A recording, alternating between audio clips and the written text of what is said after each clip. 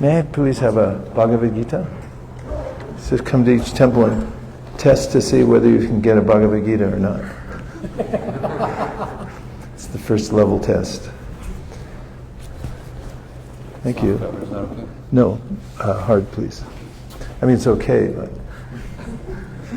So, the Bhagavad-gītā is Krishna's conversation with Arjuna, which is very relatable because everyone is in some sort of difficulty in this world.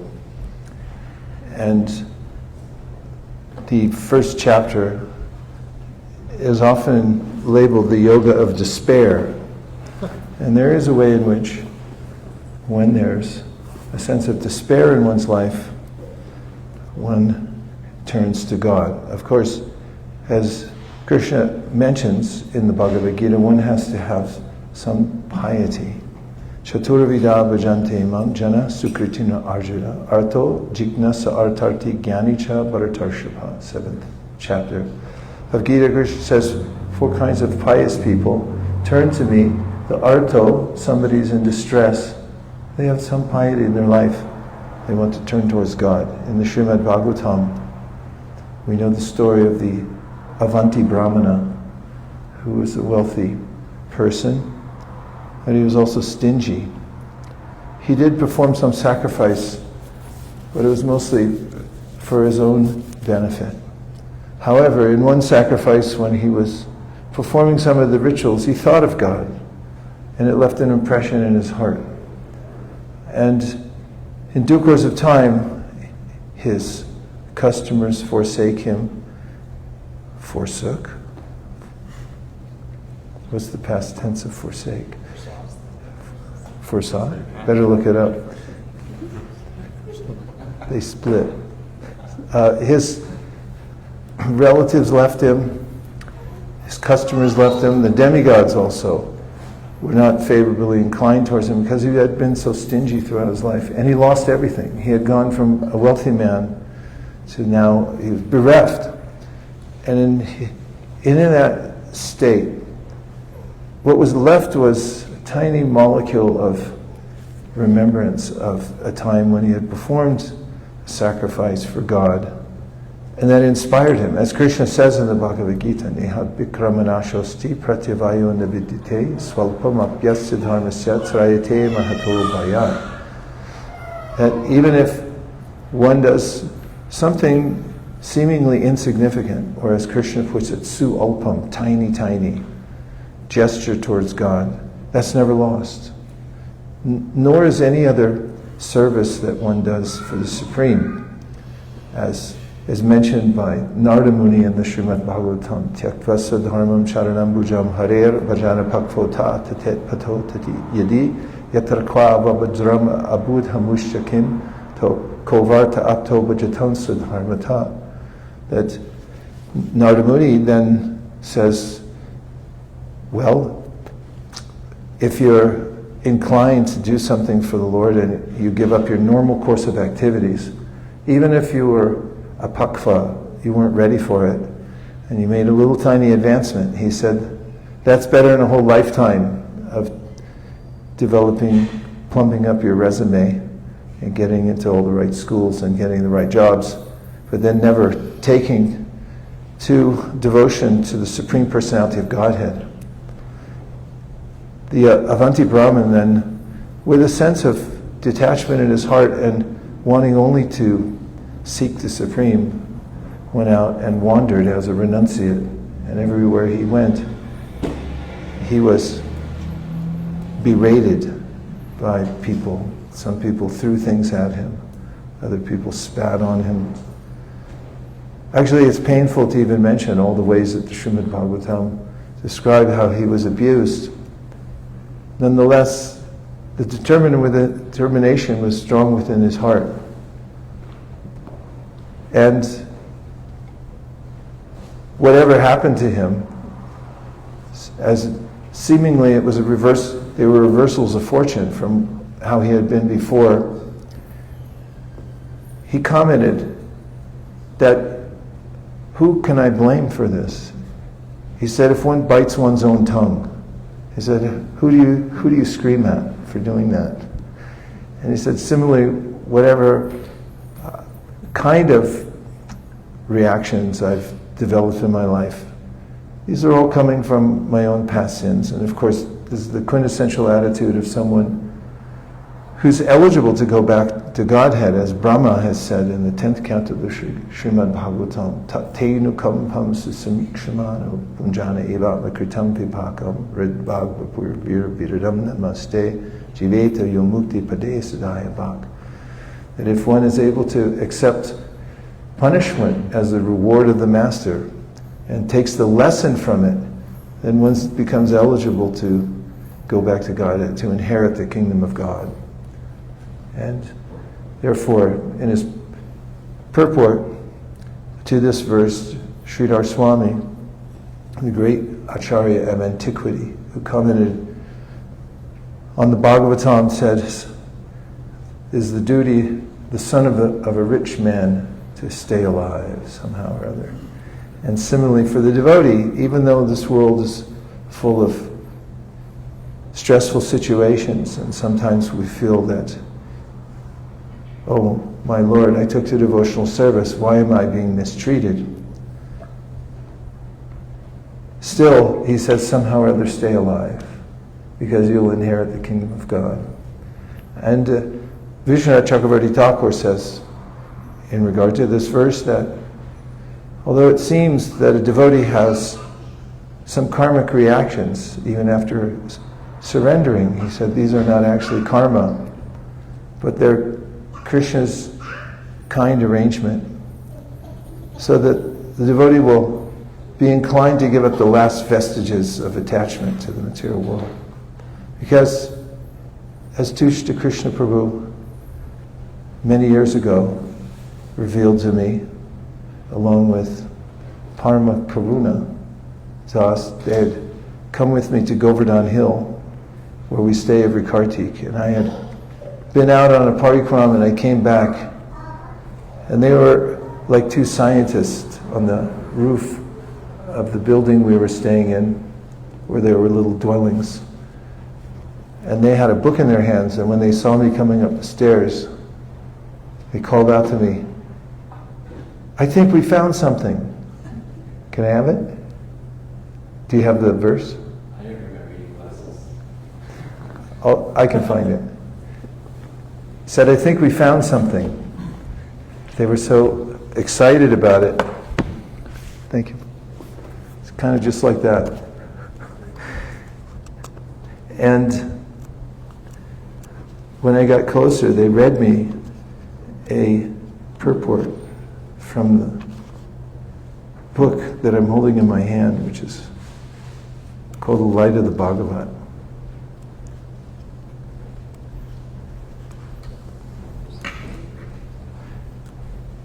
And this is a very encouraging verse and purport. The verse may sound benign, because it's just describing a phenomenon in autumn. But Prabhupada's purport is encouraging for one to continue on the path of devotional service despite any obstacles. Would you like to hear it? Yes. Just not very much, right? Yes. All right. Prabhupada writes, devotional service to the Lord never goes in vain. Just at the right moment, the result of one's particular devotional service will come, even if one has no desire for it. The pure devotees do not wish any return from the Lord in exchange for their service. They do not make business exchanges with the Lord, but the Lord, out of his own accord, fulfills all the desires of the devotees. It may appear that a devotee of the Lord is becoming poorer and poorer in terms of material prosperity, but factually he is not. The typical example is the Pandavas, the 5 brothers headed by King Yudhishthira, who underwent all sorts of difficulties because of the conspiracy of their cousins headed by Duryodhana. But in the long run, King Yudhishthira was enthroned by Lord Sri Krishna, and his enemies were vanquished. King Yudhishthira was never disturbed by all the calamities that overcame them, even though Lord Krishna was ever their companion. The Pandavas never prayed to the Lord for anything but his devotional service, and in due course of time, everything came out in favor of the devotees. A devotee, therefore, should execute his devotional services with full energy, endurance, and confidence. With what?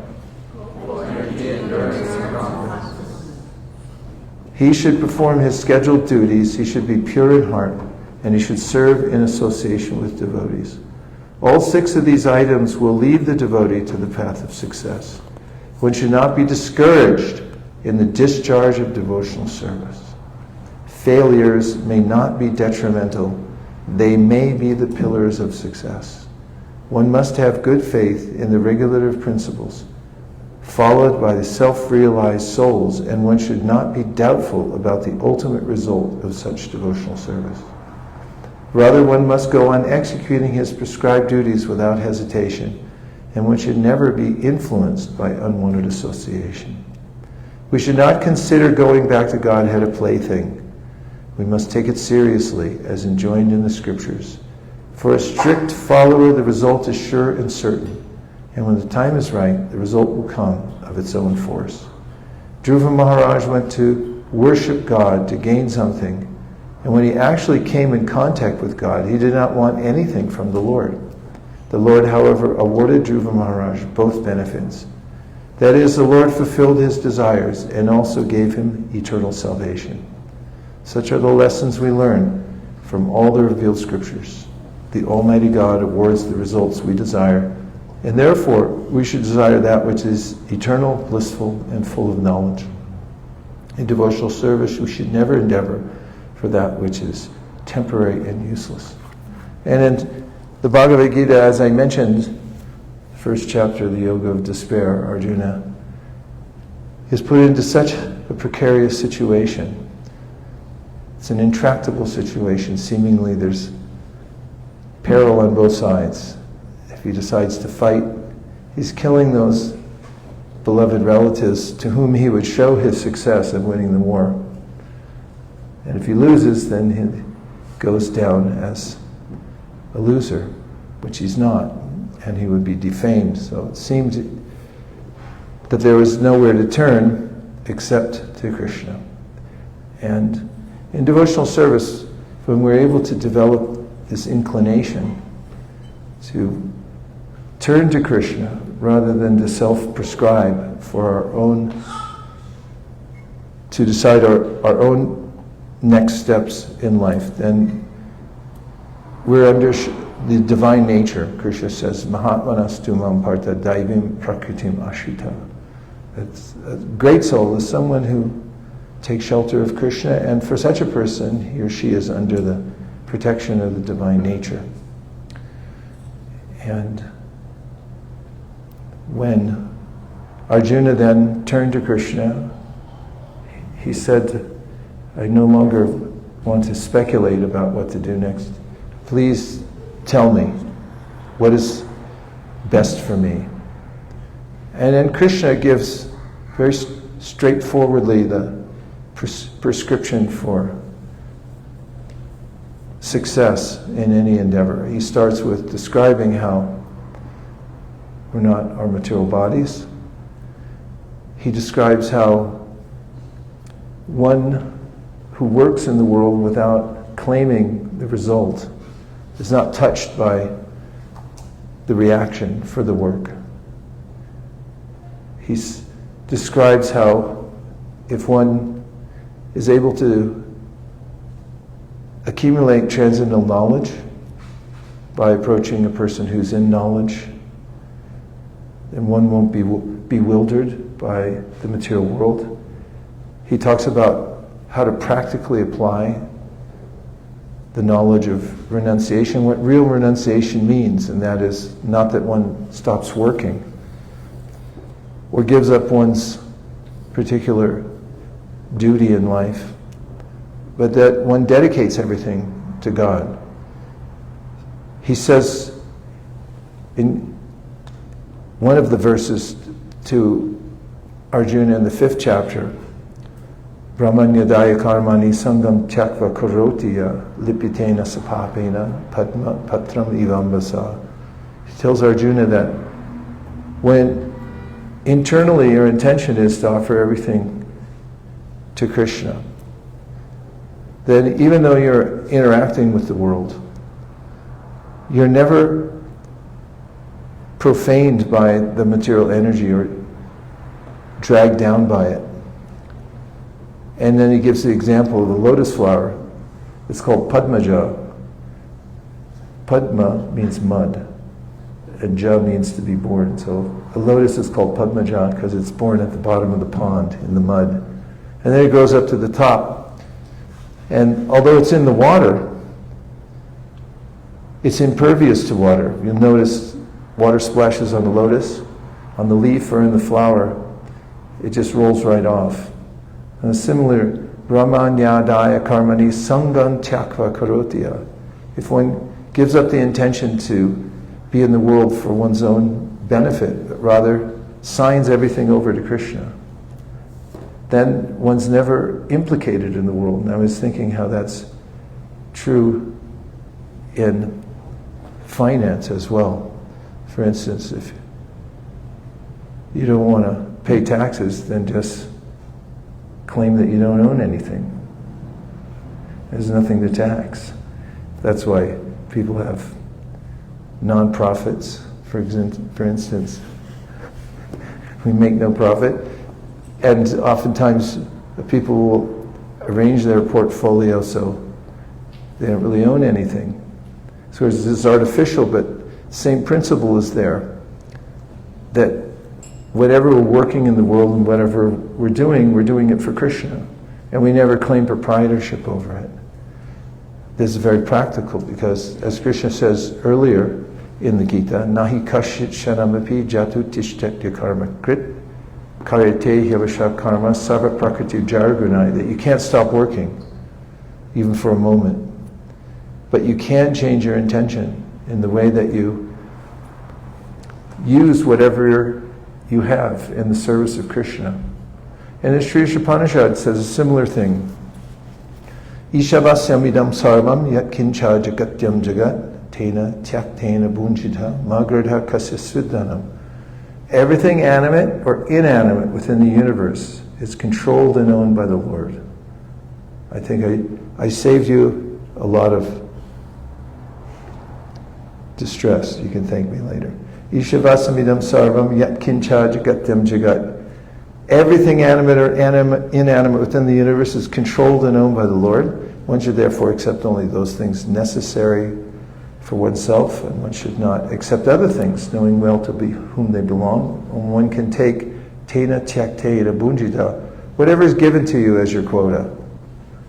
You can take that and don't take more. And if you do that, if you work in the world in that mood, Kurvan eveha karmani jijivi shekshatam samaha. Evan tvainanyate tostina karma lipite nare. Same word, lipite, means to be smeared. You don't get smeared by the material energy. It never touches you.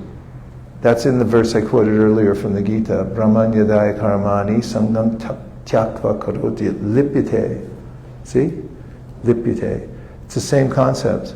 So it's repeated in many places. So Krishna then goes into detail about the meditational system, but then tells Arjuna, if you have love for me and you're thinking of how to serve me in the ways I've described, out of love, you think of me and you serve me, then you're the topmost yogi. In that chapter he also says, that's chapter 6, Atmalpam yeda sarvatra samam pashitu yorjuna sukham va yadivadukam sayogi paramomataha.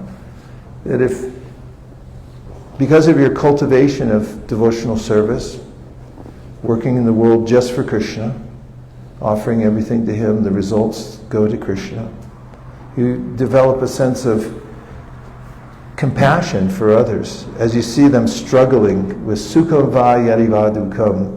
They're going through these cycles of bhoga tyaga, enjoyment, then renunciation, happiness, distress, over and over again, getting caught in the same cycle, which Krishna says simply produces misery. Yehi samsparshaja bhogat dukkha yonaya evate.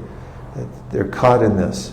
He said if the yogi develops a sense of compassion, empathy for others, he also says in that chapter, that's the highest yogi. Somebody who has empathy for others. And then starting in the 7th chapter of the Gita, Krishna tells us that we should hear, tashrinu, hear about me, and by hearing about me, he says, then you'll come to know everything, if you hear from the right source. This is the key to perfection in life and in devotional service, to hear from Krishna, about Krishna, or from Krishna through Krishna's, from Krishna, or from Krishna's representative. Maya sakta manaparta yogam yunchan manashaya asamshayam yata gyasasi tachrinu. That he says, tachrinu, just hear. And if you hear, then all your doubts will go away. And you'll understand how the world works. You'll be able to see for yourself. Jnanam teham savijnanam idam vakshami yasheshtaha yajyatva nihabuno buyonaj gyatavyam avashishyate. You'll see the difference between the phenomenal world and the numinous world. That is, this world of gross matter, which Krishna then describes as being composed of gross and subtle elements. And then he says, there's something more, and that's you. You're beyond the gross and subtle elements. Bhumir apo analo vayu kammano buddhirevacha ahankara ityame bina prakritir ashtada means earth, water, fire, air, ether, mind, intelligence, and ego. These are the material elements, gross and subtle. But then he says, aparaya mitastvanyam prakritim vidime param jiva bhuta mahabahoya yedam darite jagat. Besides these, there's the conscious entity, you, who are animating the body and who are interacting with these modes of material nature. And by understanding the differences in these energies, part of hearing from Krishna, and then being able to see how everything, as Krishna describes in the 7th chapter of the Bhagavad-gītā, is connected to Krishna. Everything that you see in the world that's extraordinary, then you can use that to think of Krishna.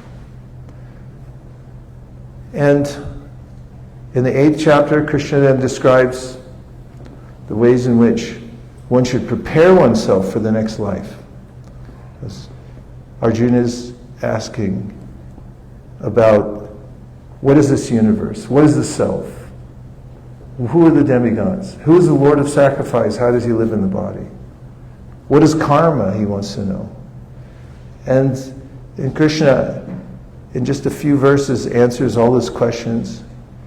Bhuta bhavod bhavakaro, the karma sangjitaha. He says to Arjuna that because of the way that you're developing your consciousness through your association in this world, you're creating your own future bodies. So he said, it's all coming from you. The way that you're taking various forms in this world, that's karma. It's forcing you, but what's the force? It's your own consciousness. At the time of death, he'll be describing in the 8th chapter, and also in the 15th, the ways in which, when we leave this world, our consciousness carries us to the next body. Famously, yang papi smaran bhavam tajat yante kalevaram tam tame vaitakontiya sada tat bhava bhavita. Which is Krishna saying that whatever feeling you have when you leave this world, and that's what we're left with, a predominant feeling, an attachment. There's an aggregate of all the associations we've had in this lifetime, all the ways that we've developed various attachments are combined into a cloud, like a digital cloud. And the mind is like that. And at the time of death, there's a predominant feeling we have, an attachment to a particular person or a particular circumstance. And Krishna is yang, vapi. Whatever that is, that's what you're going to attain by the force of your own consciousness. So then he says something very practical. Tasmat sarveshu kaleshu mamanusmara yujyacha mayarpita mano bhudir mami vaishyasya samshaya. He says, therefore, tasmat sarveshu kaleshu, Arjuna, in all times and places, circumstances, you should use your senses, your life, your mind, everything to remember me. Tasmat sarveshu kaleshu mama nusmara yudyacha. And he indicates, because he's speaking to Arjuna, who's in this difficult situation, he says, and you can do it while you fight. Yudyacha means even while fighting you can do this. You can remember me even while you fight. Mayarpita mano buddhir mami vaishyasya samshaya. He said, without a doubt, you'll be able to attain perfection. Prabhupada, in his very short purport to that verse, then says, this is good instruction for everybody, because everyone has to work in the world. He said, even as you work, you're fighting to maintain your status quo, whatever that may be. He said, learn to remember Krishna. And Prabhupada says succinctly, that means do your work and chant Hare Krishna. Keep chanting Hare Krishna. Abhyasa yoga yuktena cetasa nanyagamina paramam purusham divyam yati partanu chintayan. And he said it takes practice in the next verse. You have to practice this. You have to do it over and over again. And he describes that there are many ways to think of me. He says, Kavim Puranam Manushashchitaram Anur Adiyam Samanusmeredyaha Sarvasya Datanam Vachintya Rupam Adityavarnam Tamasa Parastat. He says, you can think of me while you do your work as what? Kavim, the smartest person. And Puranam, the oldest person. It's kind of nice to think of Krishna that way, isn't it? He knows everything. That's pretty smart. And Puranam, he's the original person, Adi Purusham, so that's pretty old. He's eternal. That's pretty old too. Anushashitanam Anur Aniyamsam Anusmaredya Sahai describes how he's maintaining everything and everyone, and he's protecting everyone in the world. So he goes on to describe how some people try to mechanically control their senses. Prayana kale manasachalena bhaktya yukto yoga balena chaiva bruvor madhye pranam avesha samyak satam param purusham upaiti divyam. He said that yogis, they get accustomed to manipulating their prana, their life air, so they can raise it to the middle point between the eyebrows. And then at time of death, they can prepare to leave the body through the top of the head. Soul can leave through the different orifices of the body.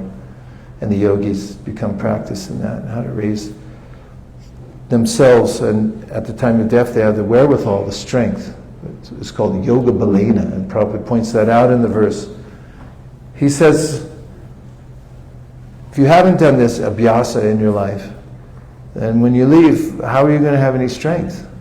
You have to have yoga balena. Bal, like Balaram, means strength. You have to have yoga balena. You've practiced through thick and thin in this lifetime. You've kept going, you kept doing your rounds, even though there were difficulties. You did your service, even though you were minus a few pots or spoons or whatever. It was cold, it was hot, sun got in my eyes, dog ate my homework, whatever it was. You go on with your practice of devotional service. So he calls this the development of yoga balena. He said, all yogis try to develop that yoga balena because they know that this lifetime is just temporary stopover, and the human body is a facility, a jumping off place. It's not the ultimate. You just keep it as healthy as you can so you can have vitality. Kamasya nandriya pritir labo jiveta yavata jivasya tattva jignasya narto yash jeha karmavi. Srimad Bhagavatam says as well, just stay as healthy as you can. You could go to Whole Foods if you want. It's all right. Eat organic. And engage your senses as much as you need to be balanced in this world, but it's only to save energy for yoga balena, for inquiry into the Supreme, to hear, touch Shrinu, to be absorbed. Learn to be absorbed. Even if you can't be absorbed, learn to be absorbed. You have to get that sense of emotion for Krishna. The bhava has to be for Krishna, not for anything in this material world.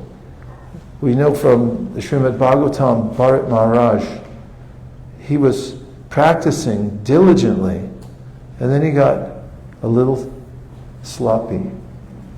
I say it that way, and it's not an offense because Prabhupada says, not using that word, but many other words. I analyzed the chapter very carefully. He diverted his attention, and all that emotion, it's like transference, all that emotion that he was developing for Krishna, that bhava that he had, just switched course and went into the maintenance of the little deer. They have little ears, spindly legs, and there's so many things that we can catch our consciousness on in the material world. Unless we develop yoga balena, an attachment to Krishna, as Rupa Goswami describes, Yuvatinam yata yuni yunam chau yavatal yata mano biramate tatvan mano meramatan tvai. So use this lifetime to transfer all your sentiments that you have for people and things in this world to Krishna.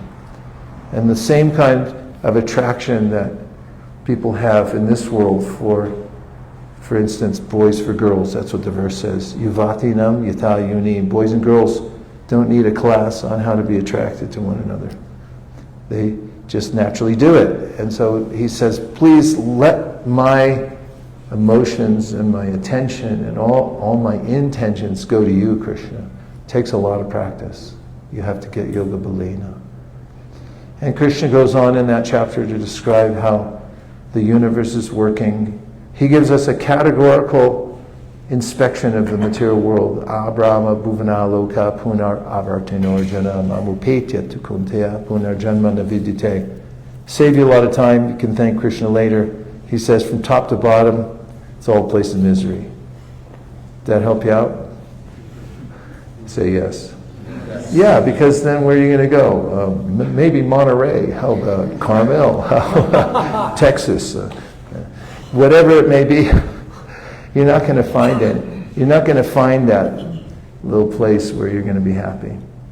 The only place you're going to find that where you're happy is when you're absorbed, when your emotions are going to Krishna. And then Bhagavatam also confirms the perfection of that idea, that if you're able to transform and transfer your emotions to Krishna, then wherever you go, it says Chitraketu, actually it's not Chitraketu, it's Shiva, watching Chitraketu, got cursed by Parvati because Chitraketu saw Parvati and Shiva hanging around, and he just sort of like, that's weird. He just sort of chuckled, and Parvati became upset and cursed him. And he came down from his airplane, he offers obeisances to Parvati, he said, I accept your curse on my head. And Shiva said, just see, the Vaishnavas who have transferred themselves from this attraction to the material world to Krishna, they don't care where they go. They can be in, he said, they can be in heaven or they can be in hell. But all they really care about is their service. Whatever it may be. Tell the story of Brahmananda and Gargamuni. Prabhupada had been challenged at one public program he had. Somebody kept screaming out, and, well, why do you preach this in the Muslim countries? And then Prabhupada, as the warrior he was, said, all right, we'll do it. He called Brahmananda and Gargamuni, said, go to Pakistan. And they just packed up their stuff and left. By the time Prabhupada changed his mind, they were already gone. And then there was news that some Westerners who were on a religious mission had been killed there, and Prabhupada was disconsolate until they miraculously came back. It wasn't them. What are the chances? But the point was, they were ready to go at any time. So if one divests oneself of all one's attachment, divest means transfer it all to Krishna in this life, then when death comes or Yamraj comes, said, okay, time to collect, like, I don't have anything. It's already gone. I gave it up already. This is one of the great tricks of life. If you want to know, if you want the best advice ever, it comes from Bali Maharaj. Bali Maharaj, he gave up everything. This is what we call the doctrine of preemptive giving, which goes like this. Everything you have is going to be unceremoniously taken from you. Don't you hate it when people take stuff from you? When you weren't expecting it? Say yes. Yes. Yeah. So a lot of agony, like, oh, and of course, in the Gita, Krishna says, Mrityu sarva haraschaham. If you didn't read all the other fine print in the Bhagavad-gītā and just wait for death to come, it's like, what happened? It's like, you were supposed to read that? Like there was a practice and stuff like that. Could have, like, done a little something. Mrityu sarva haraschaham. It's like, let's just, start over again. So Bali Maharaj's attitude was, like, all this stuff belongs to God anyway. I'm supposed to be a king. I own everything. I'll just give it all to Vamandev now. And his so-called spiritual master, that is, Bali's so-called spiritual master, was going, no, don't do it. Because, like, how am I going to get my dakshina? He tried to stop the whole thing. It's like, you're supposed to keep a little something for yourself, He even tried to block the signing of the document, which in the Vedas is you pour water from a water pot. You take Om Tat Sat, that finishes it, and then it's sealed. And he said, you didn't say Om Tat Sat. He said, well, I'll do that. Get the water pot. And Shukracharya, who was a mystic, he made himself really small, and he got in the spout of the water pot, and he was trying to block it. And Vamandev said, let me help you out there, and poked him. Then the water came out. And Bali just gave everything away. Interestingly, we don't have anything anyway. It's not ours. So what's this giving it away? One of my great heroes of the Srimad Bhagavatam is Dadancha, also called Dadichi. When the demigods, they're always in some kind of a pickle, fighting with the demons, and they have this need for a weapon that is going to defeat the demons, most specifically Vritrasura, who's mentioned in the Rig Veda and also in the Srimad Bhagavatam. And he's formidable, so they need a special weapon, and the weapon's going to come from the bones of Dadichi. Why? Because Dadichi had been chanting the Narayana Kavacha, and because of the power of that mantra, even his bones, they could be turned into the most deadly weapon. So the Lord told the Devas, they said, yeah, you can make the weapon. You just go to Dadichi and ask him for a little donation. What if somebody comes to your door for a little donation? People don't like to give so much, just, whatever's left over. Like Prabhupada told Gopala Ban stories. He said Gopala Ban was a rascal. So one day, Gopala Ban, who was an agriculturalist, he was carrying a big basket full of grains, and his friends were walking with him and said, you're so cheap, Gopala Ban. You never give anything to God. You never give anything to anybody. And a big gust of wind came and it blew all his grains he had taken all day to collect up into the sky, and it was gone. And he went, I offer that to the Lord. But Bali Maharaj, he was so intelligent to give away, and Dadichi, he had the same mood. He already prepared his consciousness. So when they came asking for a donation, he said, what kind of donation would you like? Your bones. And he first argued because he just wanted to hear some Atma Tattva Jnana. He said, my bones, this is my body. I mean, I need it, right? And they said, yeah, but you're not your body and this and that. He goes, I know. I'll give it to you. He said, if it's for Vishnu, why not? It's going to be taken unceremoniously some other time. So if I get the opportunity to give the donation of my body when Vishnu asks for it, what more can one ask for in life, to have that opportunity. But anyone can do it preemptively. All you have to do is read the Bhagavad-gītā. Sarva dharman parityaja mamekam sharanam vraja aham tvang sarva papebhyo mokshayishami ma sricha. Any takers? Krishna's got a little table. It said, just sign up here. Sign over all your stuff. Just say it belongs to Krishna. And whatever you're going to do, you do for Krishna from now on. And you can check the little box off. Anybody else comes asking for anything, it's like, it's already gone. It's all for Krishna. When I first joined the temple, I had this really nice mentor. His name was Prita Karma. I used to like walking around with him. It was a new thing for me. Shave your head, put on dhoti, or whatever they gave us. It's dhoti-like material. And walk around and people go, who are you guys? And he would say, we are devotees of Lord Krishna. And I thought, that's a pretty nice thing to be. I like these guys. I'm going to hang out.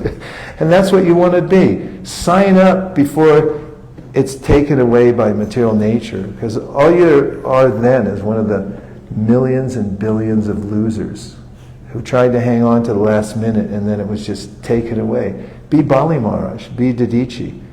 So Krishna says, anyway, the material world is just totally temporary and miserable. What are you going to lose by giving up everything to me?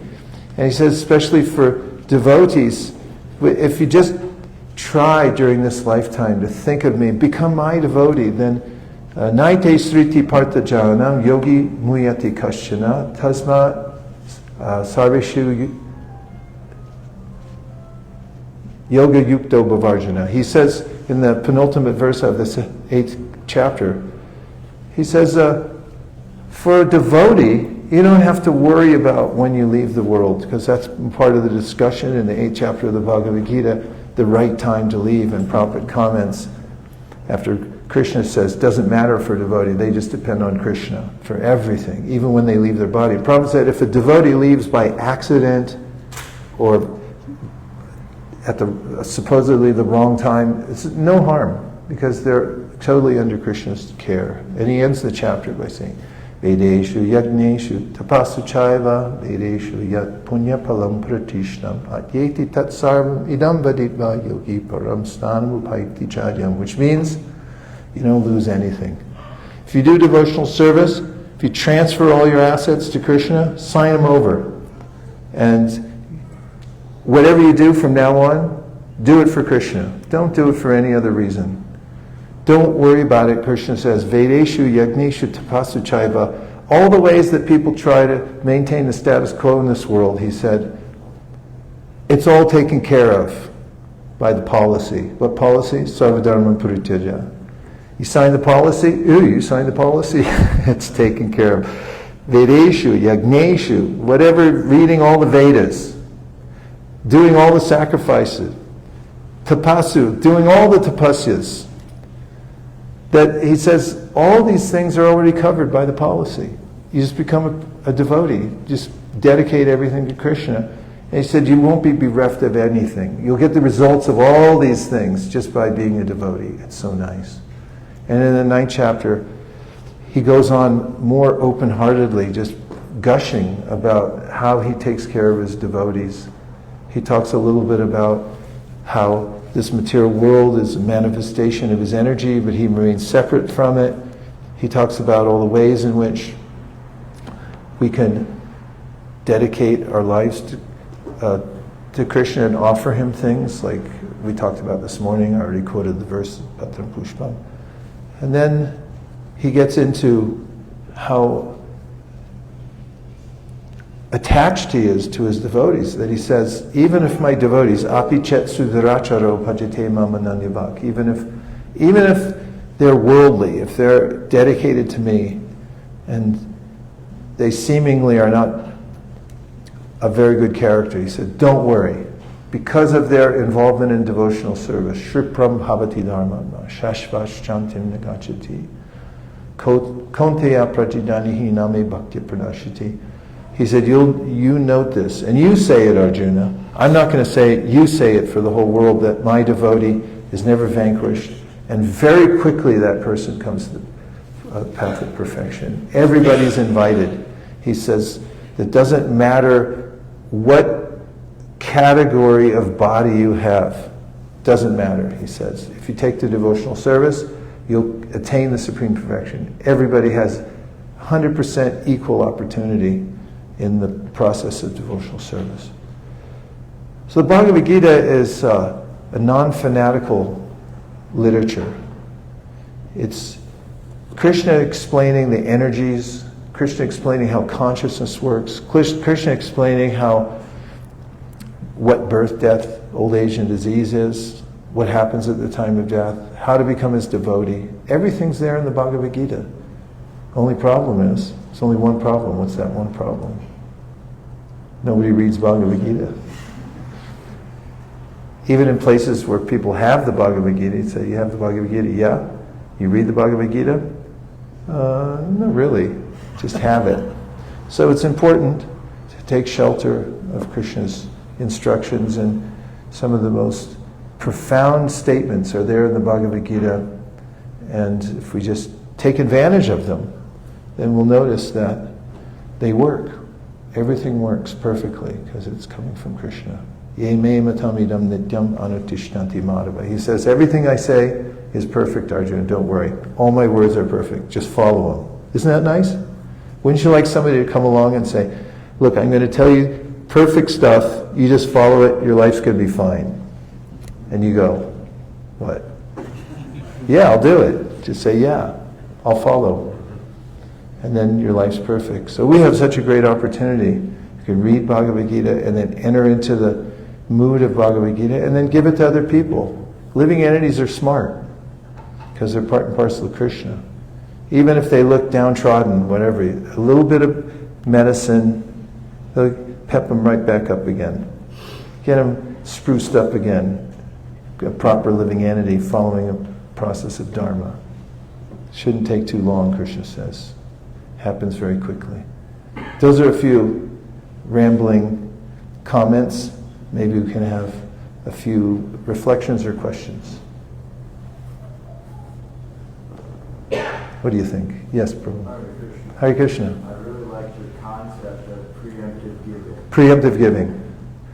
Give it before it's unceremoniously pried from your hands or stolen by the government. If you have money, then, and people find out about it, they're going to come and ask you for it. You know that? You have any cousins?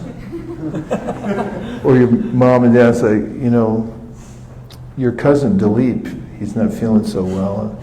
Nobody in the family has the kind of money you do, so you're going to have to pay for the operation. On the other hand, if you're ready to give it to Krishna, I heard such a nice story from Mahavishnu Maharaj when I was just in London. I was actually in New York. I heard it in New York. He talked about 1973. He inherited from his aunt. He said he was his aunt's pet when he was a child. She loved him so much, and he said he once complimented her perfume. Said, "You smell so good, Auntie." And she loved him so much. So when she left the world, she left him her fortune, such that it was at that time, probably in today's dollars, it was a couple $100,000. And guess where he was? He had just joined the ashram. He was a new brahmachari. Not even with saffron yet, I think. And he was there, and the devotees found out that he got an inheritance. And although he was brand new, guess what they made him? The head of the Rath Yatra committee. And if you read just to cut to the end of the story, if you read in the Chaitanya Charitamrita, where Prabhupada mentions in the chapter about the Lord's dancing at Rath Yatra, with such spiritual pride, he talks about the Rath Yatra in London in 1973, and how in the newspaper, the London Times said that the Rath Yatra cart rivaled the Nelson column. That's a big statue of Lord Nelson. He was a big hero, apparently. And he said it rivaled the Nelson column. And Prabhupada had placed that purport right in the section where it's talked about how the Rath Yatra cart at the Rath Yatra had been so grand and I forget, what was the context? Challenging, there was another, what was that?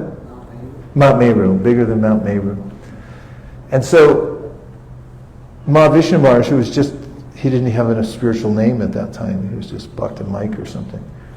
And he said, he ended up spending all his aunt's money on the Rath Yatra. And it was such a glorious Rath Yatra. And he said, someone had come to him later and said, you know, if you had invested that, you would have been wealthy by now. And he said, I already am wealthy. Yasya prasada bhagavat prasada. He said, I pleased my spiritual master. He wrote about it in Chaitanya Charitamrita. Nothing more to want in your life. Better to give it to Krishna than try to hang on to it till the bitter end. And where does it go anyway? If you forgot to sign your will, it goes to the court system, 30% at least, because you forgot to designate where it goes.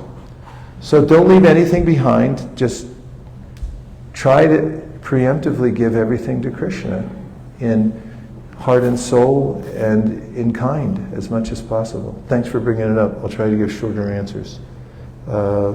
Anything else? Yes. Dr. Ian. He's getting initiated tomorrow. Don't be one of the millions and billions of losers. Don't be one of the millions and billions of losers. It's pretty cutting. You can make a bumper sticker on that one. It's pretty heavy, but also I think true. It was pretty heavy. Yeah, but it's really true. And some of the heavy stuff we go through, and then we come out the other side. Please stand up because Swami Maharaj came in. Hare Krishna. Vanchakalpavuscha kripasnameva chapatithana prabhu.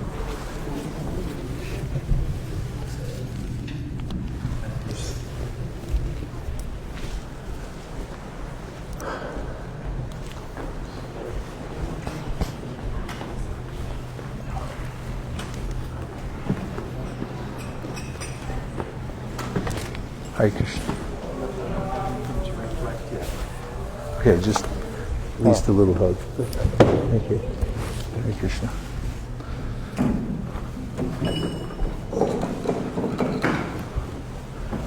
See? Microphone was unceremoniously repossessed while I stood up. It was giving me life. Okay, we'll just take a couple more reflections. Yes, 1, 2. You were speaking about developing spiritual emotion. We were speaking about developing spiritual emotion For Krishna. for Krishna. And I was thinking, can I direct that to, say, a devotee? Can you direct it to another devotee? Because I can't quite. Because we can't quite. I don't want to imagine like something about Krishna. You don't want to imagine something about Krishna. Well, yes, you can, because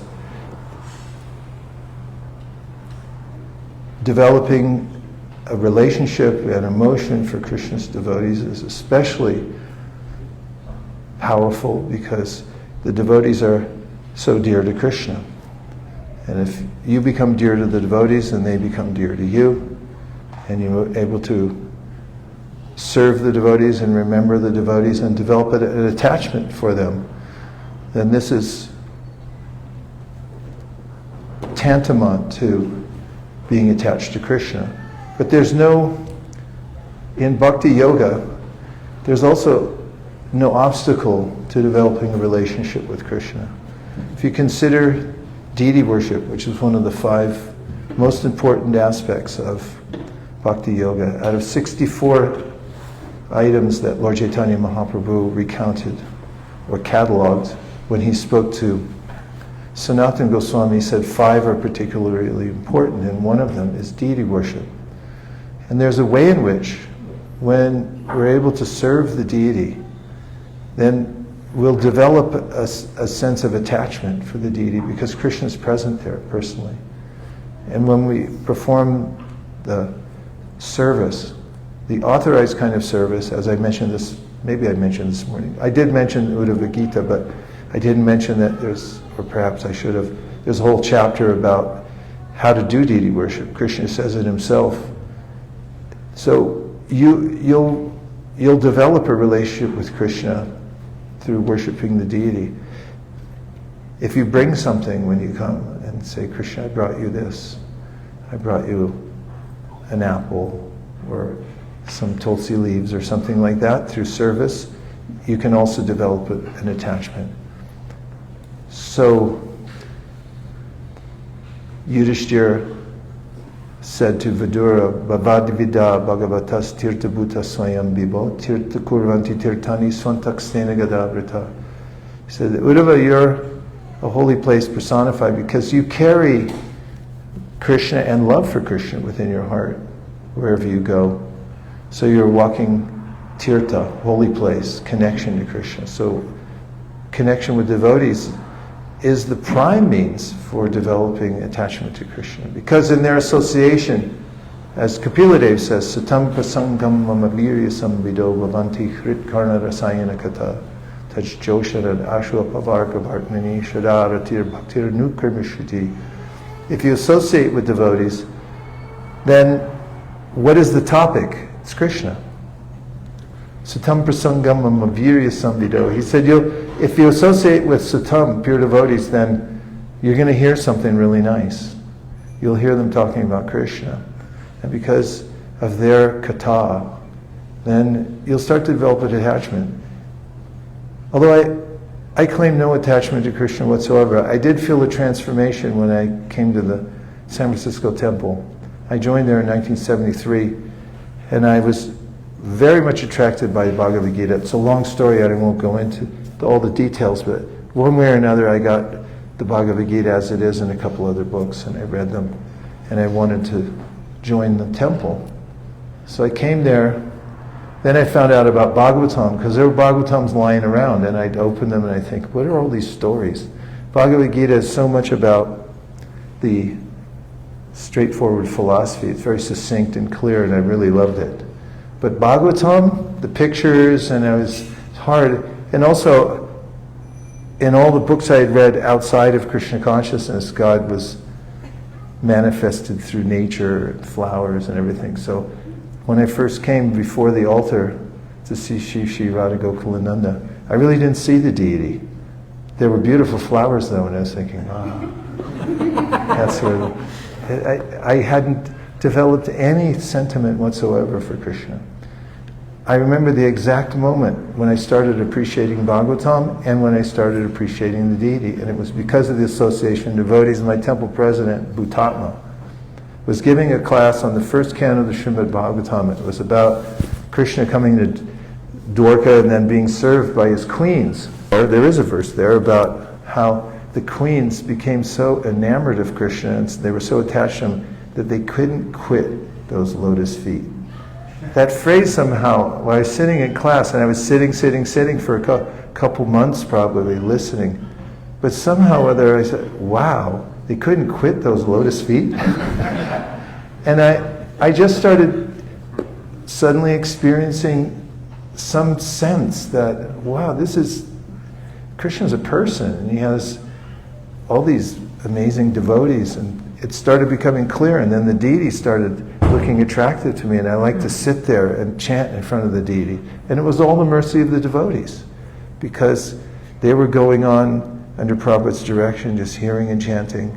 There's so much power in that, because they're following the pure devotee in the same mode of practice, and then they start to get infected. And Prabhupada counted on that. When he came to America, he had written on the Jaladuta, in one of his long poems, he put a paragraph from the first canto, second chapter of the Bhagavatam, starting with Shrinvatam Sakata, or maybe he started with Shushu Shroshvadhanasya Vasudeva Kata Ruchi, Syan Mahat Seveya Vipra Punya Tirtha Nishevana.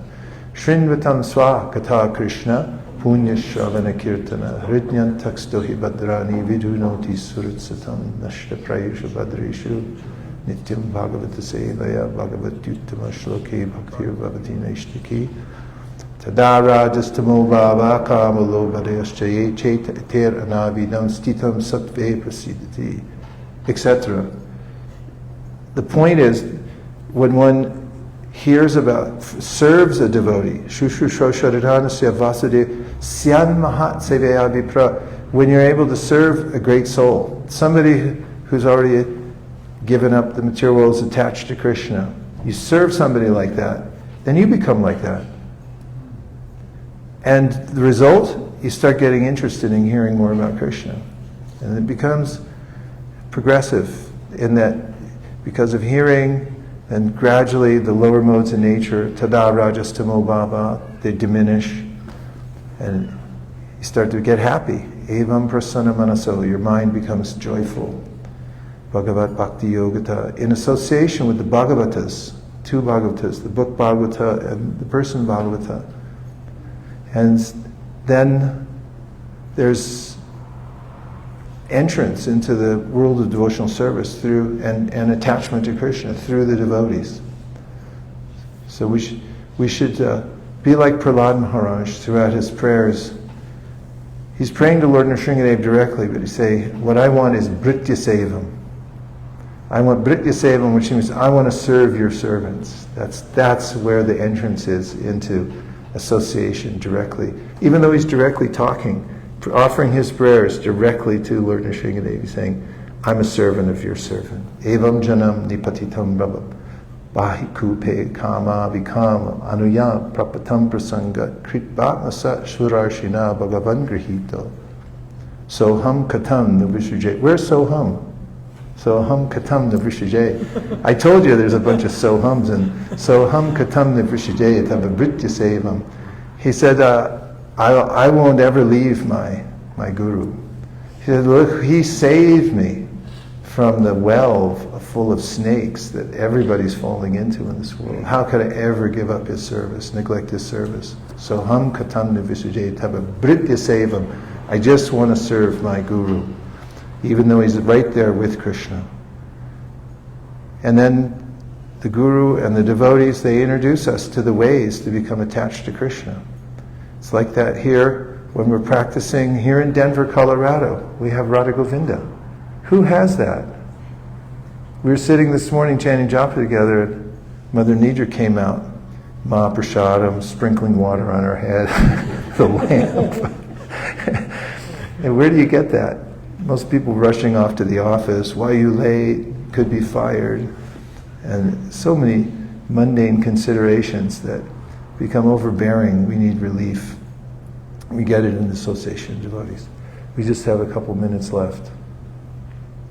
Oh, who else had their hand up? Yes, Prabhu. I just had an appreciation. Thank you, Maharaj, so much for giving us a nice class.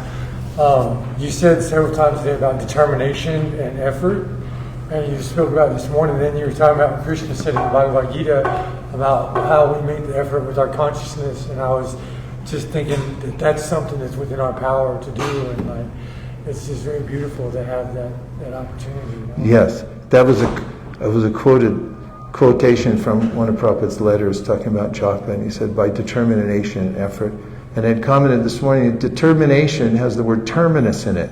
Terminus means finish what you started. Shishi Gaurnitai ki jai, Shishi Radha Govinda ji ki jai, Jai Jagannath Baladev Subhadra ji ki jai. So if you can finish the Bhagavad-gītā, you're determined, because you can go from the beginning to the end. So, Tushta, what should we do? I'll finish with a prayer. Dear Srila Prabhupada, dear Shishi Gaurnitai, Shishi Radha Govinda, Shishi Jagannath Baladev Subhadra, if you so desire, please always keep us in association with your pure devotees and the inspiration to hear and chant, and also to give everyone an opportunity to take to Krishna consciousness. Thanks for considering our request. Om Tat Sat. Everyone agrees with this prayer in whole or in part. Please unmute and say Hare Krishna.